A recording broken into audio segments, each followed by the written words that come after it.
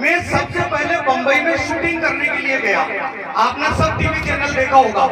सब TV channel के ऊपर जब मैं पहली बार गया तो मुझे समझ में नहीं आया कि मैं किससे मिलूं, कहां जाऊं, क्योंकि अपन तो गांव का आदमी ढाबा चल रहा है। हम लोग भ्रम में जी रहे हैं और हम भ्रम से कब बाहर निकलेंगे, पाखंड से कब बाहर निकलेंगे।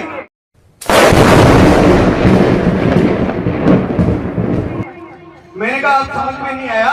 अब समझ में आया कि ये सरकारें हर 5 साल में क्यों बदल जाती है। हालांकि ये तो विधान है, संविधान है।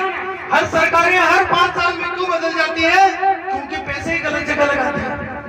पैसा लगाना चाहिए गाँव में, और गाँव में पैसा लगाने वाली जो अलग जगाने वाले लोग हैं वो अमरचंद जी झाझड़ा साहब जैसे स्वतंत्र साहब होते हैं।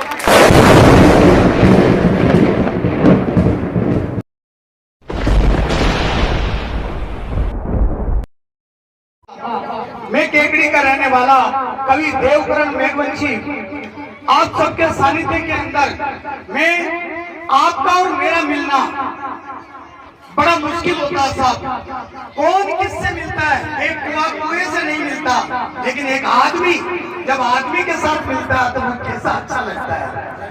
2 पंक्तियां निवेदन करता हूं और फिर बताता हूं मैं, क्योंकि मेरा जो संघर्ष है, मेरे जीवन का संघर्ष कैसे होता है तब मैं बताता हूं कि सूरज रो संध्या सुमिलबा और संध्या मिलबा राता सूरज रो संध्या सो मिलबा और संध्या मिलबा राता राता रात रात भर तोड़े मिलबा ने प्रभाता सू राता रात रात भर तोड़े मिलबा ने प्रभात। और ये मातृशक्ति यहाँ बैठी हुई है, मैं छोटी छोटी बालिकाएं जो यहाँ बैठी हुई है हमारी ऊर्जावान बालिकाओं के लिए, क्योंकि 2 महान व्यक्ति थे, महात्मा ज्योतिबा फूले और डॉक्टर भीमराव अंबेडकर साहब, जिन्होंने कितना क्या दिया होगा नारी शक्ति को, कितना अधिकार दिया होगा। मैं 4 पंक्तियां इन बेटियों के सम्मान में कहता हूं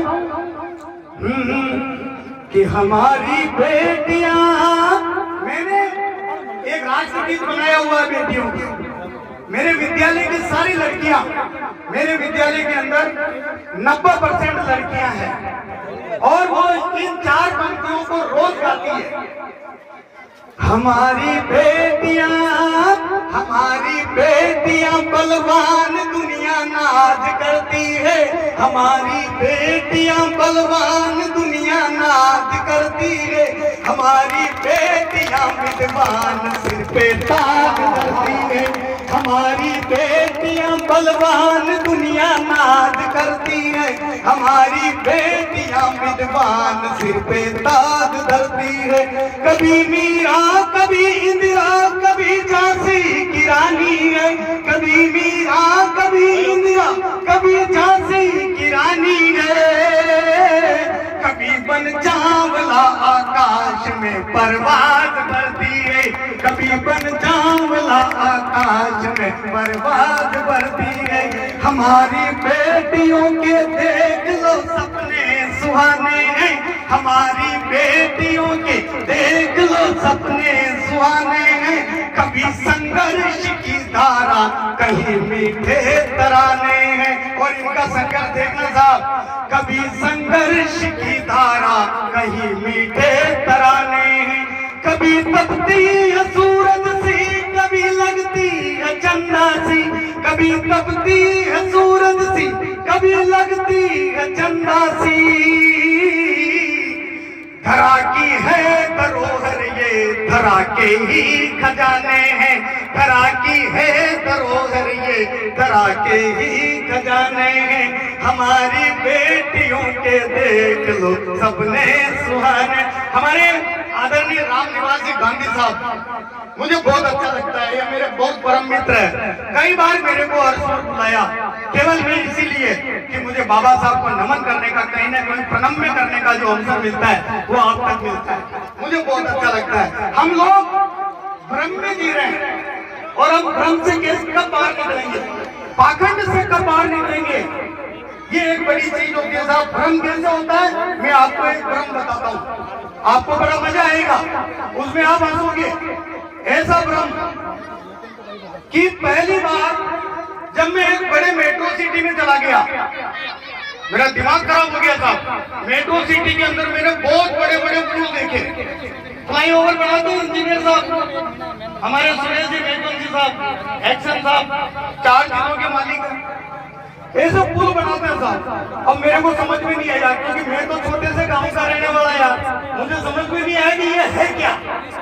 तो मैंने मेरे दोस्त को पूछा, मेरा दोस्त है कमलेश, वो यही बैठा हुआ है। मेरे दोस्त से पूछा यार ये क्या है, बोला ये पुल है। और मैंने कहा ये पुल है, बोला हाँ ये पुल है। और मैंने कहा पुल है तो फिर बता नदी कहाँ है। मेरे गांव में नदी है, वहां पर पुल नहीं है।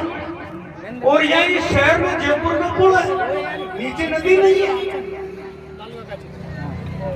बोला यार मेरे गांव के अंदर जो 5वीं क्लास के छोटे छोटे बच्चे हैं ना, वो बेचारे इतने इतने कमर तक पानी के अंदर बस्ते को माथे पर रखकर उस नदी को पार करके जाते हैं साहब। जहाँ पर पुल होना चाहिए वहां पर तो है ही नहीं, जहाँ नदी होनी चाहिए वहां पुल नहीं है। मैंने कहा अब समझ में नहीं आया। अब समझ में आया कि ये सरकारें हर 5 साल में क्यों बदल जाती है। हालांकि ये तो विधान है, संविधान है, हर सरकारें हर 5 साल में क्यों बदल जाती है, क्योंकि पैसे ही गलत जगह लगाते हैं। पैसा लगाना चाहिए गाँव में, और गाँव में पैसा लगाने वाली जो अलग जगाने वाले लोग हैं वो अमरचंद जी झाझड़ा साहब जैसे सरपंच साहब होते हैं, वो इनको आगे लेके आते थे। तो साहब मैं सबसे पहले बंबई में शूटिंग करने के लिए गया। आपने सब टीवी चैनल देखा होगा, सब टीवी चैनल के ऊपर जब मैं पहली बार गया तो मुझे समझ में नहीं आया कि मैं किससे मिलूं, कहाँ जाऊं, क्योंकि अपन तो गाँव के आदमी, गाँव का आदमी ढाबा चल रहा है, वो अनाजूर को जाओ तो बड़ा मुश्किल हो जाए, समझ में नहीं आया। मैंने कहा यार ये आदमी कहाँ रहता है, तो 10वीं बिल्डिंग में रहता है। मैंने कहा 10वीं बिल्डिंग में, मैंने कहा अपन तो गांव के आदमी, समझ में नहीं आता, सिस्टम ही समझ में नहीं आता साहब। पढ़ा लिखा कितने हो जाओ, पर गांव का आदमी गांव का ही रहता है, समझ में नहीं आती उसको। मैंने वहां चौकीदार को विजिटिंग कार्ड दिया, मैंने कहा कहाँ रहता है। उसने एक छोटे से कमरे की तरफ इशारा किया। मैंने कहा इतना बड़ा आदमी और छोटे से कमरे में, बोला बेवकूफ कमरा नहीं है, ये लिफ्ट है, लिफ्ट है, लिफ्ट के अंदर जा, वो 10वीं मंजिल पे रहता है। और मैंने कहा अपन तो अनाथों हो गए, समस्या हो गई, सिस्टम ही समझ में नहीं आ रहा ना। अभी तक तो सिस्टम को ठीक करने में बहुत टाइम लगेगा। बाबा साहब ने बहुत मेहनत करी है, बाकी मेहनत हम करेंगे, इस सिस्टम को हम कैसे ठीक करें साहब। मैं तो वही नाल की सीटों में बैठ गया। मैंने कहा पहले 1-2 को आने जाने दो, उसके बाद में जाएंगे, अपन इंटेलिजेंट आदमी। वही बैठ गया। इतने में क्या हुआ साहब, एक 70-80 साल की एक बुढ़िया डोगरी आई, लिफ्ट का दरवाजा खुला, डोगरी अंदर, लिफ्ट का दरवाजा बंद, लिफ्ट ऊपर, वापस नीचे आई, दरवाजा खुला, दिमाग खराब। 16-17 साल की एक कुर्राट कन्या बाहर निकली। मैंने कहा काश बबलिया की बाई ने लिया था, नहीं नकोर कर ले जाता। आदमी की तृष्णा कभी खत्म नहीं होती साहब। मैं तो सोच ही रहा था कि अचानक ही उसके अंदर क्या हुआ, बिल्कुल नए नवेले परिणय लोग आई, पति पत्नी आई, बिल्कुल परिणय आते लिफ्ट में, दोनों ने लिफ्ट के अंदर घुसे, लिफ्ट का दरवाजा खुला, अंदर गए, लिफ्ट ऊपर गई, वापस नीचे आई, दरवाजा खुला, खोपड़ी चकरा गई, गच्चा खा गया, गच्चा निकले तो लोड लुगाई, गोद में बच्चा। और मैंने कहा ये भगवान, यहाँ तो 9 महीने भी नहीं लगते, काश बबलिया की बाई नहीं लाता। आंखों तन ऊपर नीचे घुमाता और शाम का टेम्पो भर ले जाता। ये है भ्रम, जिसको हम देखते हैं वो होता नहीं है, और जो होता है वो दिखता नहीं है। ये आजकल संविधान के अंदर ऐसा ही चल रहा है। संविधान यथार्थ है, इसको बीच में भ्रम में डाला जा रहा है। आइएगा साहब, मैं चूंकि राष्ट्र के सानिध्य के बीच में राष्ट्र के निर्माता को मैं 4 पंक्तियां निवेदन करना चाहता हूं, उसके बाद एक कविता पढ़ूंगा और उस कविता के बाद में मेरा स्थान ग्रहण करूंगा। आइए साहब, बाबा साहब क्या है, मैंने आपको थोड़ा मनोरंजन दे दिया, क्योंकि गोली जो दी जाती है ना, तो पहले उसको मीठी गोली दी जाती है, फिर बाद में कुनेन की गोली खिलाई जाती है। आइएगा कि महापुरुष महामानव बाबा जिसने संविधान लिखा है, कोई सामान्य आदमी नहीं लिख सकता। महापुरुष महामानव बाबा जिसने संविधान लिखा है, और ऐसा ज्ञान किसी में ना था, उसने इतना ज्ञान लिखा है, ऐसा ज्ञान किसी में ना था, उसने इतना ज्ञान लिखा है। और एक पंक्ति याद रखना, जिसकी उंगली से, बाबा साहब की उंगली, जिसकी उंगली से भारत की सब धाराएं चलती है, संविधान के अंदर धाराएं हैं, कानून है, जिसकी उंगली से भारत की सब धाराएं चलती है, सबका ही उद्धार किया है, सच्चा विधि विधान लिखा है, मानवता के परिपोषण में भारत माँ का मान लिखा है, कमजोरों और लाचारों को रंग से राजा बना दिया, कमजोरों और लाचारों को रंग से राजा बना दिया। और आगे अब क्या होगा, सत्यनिष्ठ विधान लिखा है, और आगे अब क्या होगा, ये सत्यनिष्ठ विधान लिखा है। आइएगा, आपको कुछ समय के लिए मैं बाबा साहब की एक कविता निवेदन करना चाहता हूँ, आपको बहुत अच्छी लगेगी। मैंने जयपुर दूरदर्शन, दिल्ली दूरदर्शन और इन सब के ऊपर मैंने बाबा साहब की इस कविता को पढ़ा है, आप सबके सामने। आइएगा, मैं कोशिश करता हूँ, बड़ा मजा आएगा। आइए साहब, ये क्या होता है कि टीप टीप कर जो पढ़ने का सिस्टम है ना, मैंने बचपन से ले लिया था, क्योंकि अपन ने कुछ न कुछ तो प्रयास करना पड़ता है। आइए साहब, बहुत अच्छा लगेगा आपको, जहां तक आपको अच्छा लगे आप बाबा साहब के लिए तालियां बजाइए। कि धन्य धराधन भारती, भीम लियो अवतार बैरे, धन्य धराधन भारती, भीम लियो अवतार बैरे, सारे भारत देश का सपन हुआ साकार बैरे, भीमा भाई भीमू जनो खुशियां बटी अपार बैरे, जन जन कहे पुकार के होवे जय जयकार बैरे, भीम गुण गावो रे, जयंती मनावो रे, भीम गुण गावो रे, जयंती मनावो रे। और हमारा जीवन कैसा था, भूख गरीबी वेदना, जड़वत शूद्र समाज बैरे, भूख गरीबी वेदना, जड़वत शूद्र समाज बैरे, आडंबर भरपूर जिसमें पनपे तुच्छ रिवाज बैरे, पग पग पर दुत्कारता, छाया सुंबी लाज बैरे, पग पग पर दुत्कारता, छाया सुंबी लाज बैरे, जल थल नभ सब संपदा, लूटी भूखा बाज बैरे, जल थल नभ सब संपदा, लूटी भूखा बाज बैरे, जन जन को जगावो रे,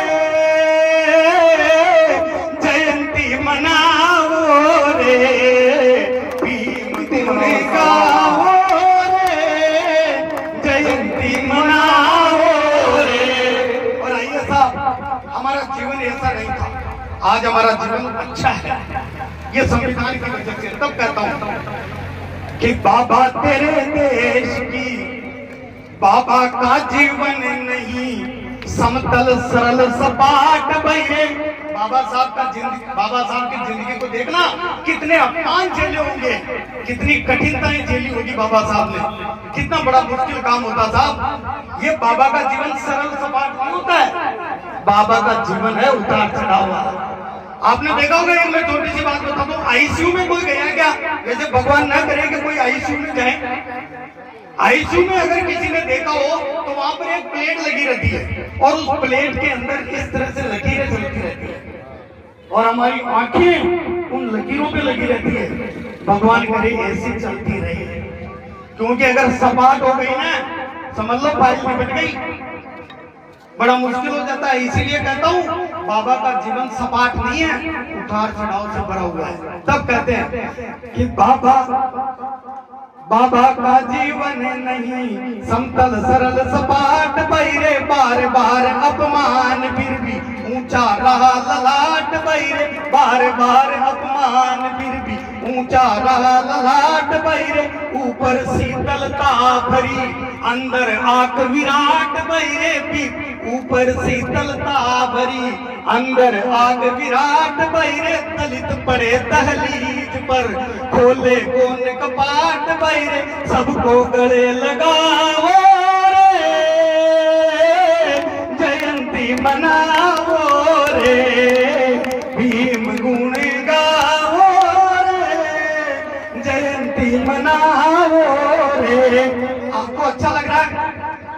अच्छा लग रहा हो तो मैं आगे तो अच्छा लग रहा, बहुत अच्छा लग रहा। बस एक बार तालियां बजा के मुझे आदेशित कर देगा। आइए साहब कि बाबा तेरे देश की अजब अनोखी रीत, बैरे बाबा तेरे देश की अजब अनोखी रीत, बैरे शिक्षा कोसों दूर थी मंदिर काली भीत, बैरे शिक्षा कोसों दूर थी मंदिर काली भीत, बैरे जरजोरू धरती बटी गंग जमन गई रीत, बैरे आओ अब को छोड़ दिया ऊंच नीच का गीत, बैरे आओ अब को छोड़ दिया ऊंच नीच का गीत, बैरे सारा भेद मिटाओ रे जयंती मनाओ रे, भीम गुण गाओ रे जयंती मनाओ रे। और एक बंद निवेदन करता हूं साहब, एक घटना बताता हूं। बाबर का सेनापति था मीर बांकी और राणा सांगा की और बाबर के बीच के अंदर युद्ध चल रहा था। तो मीर बांकी से बाबर ने कहा हमें अपने देश में चले जाना चाहिए क्योंकि हम महाराणा सांगा से नहीं जीत सकते। बोले कारण? अचानक ही मीर बांकी ने कहा बाबर साहब हमने युद्ध जीत लिया है। तो क्या कैसे जीत लिया? बाबर ने कहा देखो राणा सांगा की सेना के अंदर इतना धुआं क्यों उठ रहा है, अलग अलग जगह के ऊपर धुआं उठ रहा है, क्या इसकी सेना में आग लग गई है? बोला साहब ये आग नहीं लगी, आग नहीं लगी। राणा सांगा की जो सेना में है वो सब लोग अलग अलग जाति के लोग हैं, एक दूसरे के अड़ते भी नहीं है, एक दूसरे के छूते भी नहीं है, एक दूसरे का पानी भी नहीं पीते, इसीलिए वो अलग अलग जगह पे रोटियां बनाते हैं। और हमारे जो सैनिक हैं वो एक ही जगह पे रोटी बनाते हैं, सब मिल बैठ के खाते हैं, इसे कहते हैं एकता संगठन। ये अलग अलग जातियों के लोग एक दूसरे की क्या रक्षा करेंगे? ये तो खुद अपनी रक्षा नहीं कर पाएंगे। कल का जो बेड़ा तैयार होगा उसके अंदर हम राणा सांगा को हरा देंगे, क्योंकि यहाँ के सैनिकों के भीतर जात पात का रोग फैला होता है, बड़ा मुश्किल होता साहब। तब मैं कहता हूँ आप समझिएगा मेरी बात को। बाबा तेरे देगे भीम बरी हुंकार बोले सब जन एक समान, बहिरे भीम बरी हुंकार बोले सब जन एक समान, बहिरे नयूं उजालो आ गयो जागो हिंदुस्तान, बहिरे शिक्षा बन संघर्ष करो संगठन में है जान। बाबा साहब की 3 शिक्षाएं, शिक्षित बनो, संगठित रहो और संघर्ष करो। संगठन हुए बिना संघर्ष नहीं कर सकते। और शिक्षा आपकी पहली सीढ़ी है। हमारे बच्चों को पढ़ाइए, आप बच्चों को पढ़ाइए, नहीं पढ़ाओगे तो हम कहीं के नहीं रहेंगे। शिक्षा दीजिए उनको। तब कहते हैं शिक्षित बन संघर्ष करो संगठन में है जान, बहिरे शिक्षित बन संघर्ष करो संगठन में है जान, बहिरे दलितों के दरबार में भीम बड़े भगवान बहिरे दलितों के दरबार में, भीम बड़े भगवान बहिरे आगे कदम बढ़ाओ रे, जयंती मनाओ रे, भीम गुण गाओ रे, जयंती मनाओ रे। और एक हमारे समाज में ये ऊंच नीच जात पात कहीं पर भी नहीं थी, वहां वर्ण थे, चारों वर्ण थे, ब्राह्मण क्षत्रिय शूद्र और वैश्य। अगर शूद्र का लड़का युद्ध में पारंगत हो जाता था तो वो क्षत्रिय कहलाता था, अगर वो व्यक्ति पूजा पाठ में पारंगत हो जाता तो ब्राह्मण हो जाता था। यानी कि जाति पाति नहीं थी, वर्ग के अंदर अपने को आगे विकास करना था। समय देखेगा, आपको एक उदाहरण देता हूं, आपको बहुत अच्छा लगेगा, आपने रामायण देखी होगी, तब कहता हूं मैं कि खाते हैं जहां राम जी शबरी वाले बेर बहिरे, खाते हैं जहां राम जी शबरी वाले बेर बहिरे, दीन विदुर की झोंपड़ी कान्हा को पग फेर बहिरे, दीन विदुर की झोंपड़ी कान्हा को पग फेर बहिरे, नागा नेता के लगी अंधे हाथ बटेर बहिरे, नागा नेता के लगी अंधे हाथ बटेर बहिरे, भीमराव के नाम पर किसने बांटा जहर बहिरे, भीमराव के नाम पर किसने बांटा जहर बहिरे, समरसता लाओ रे, जयंती मनाओ रे, भीम गुण गाओ रे, जयंती मनाओ रे। चार पंक्ति और देता हूं बस, उसके बाद अपना स्थान ग्रहण करूंगा।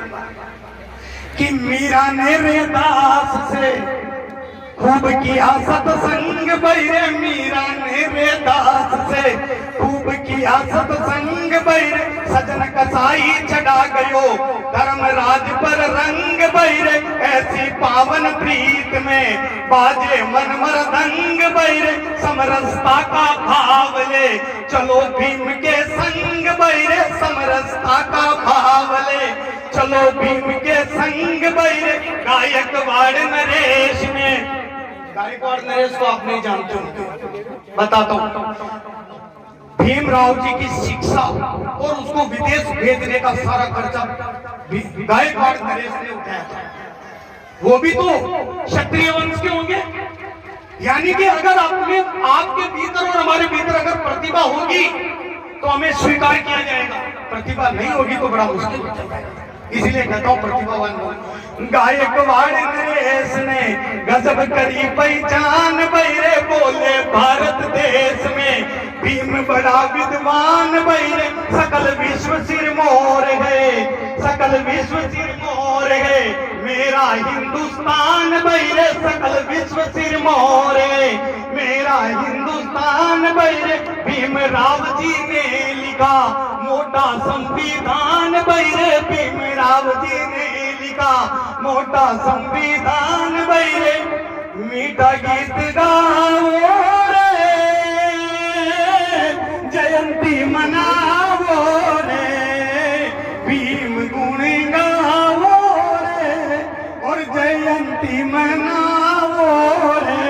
पुनः आप सभी का अभिवादन, सादर आभार, सादर धन्यवाद। आपको अच्छा लगा हो तो ताली बजा दीजिएगा। बहुत बहुत अच्छा कवि देवकरण जी से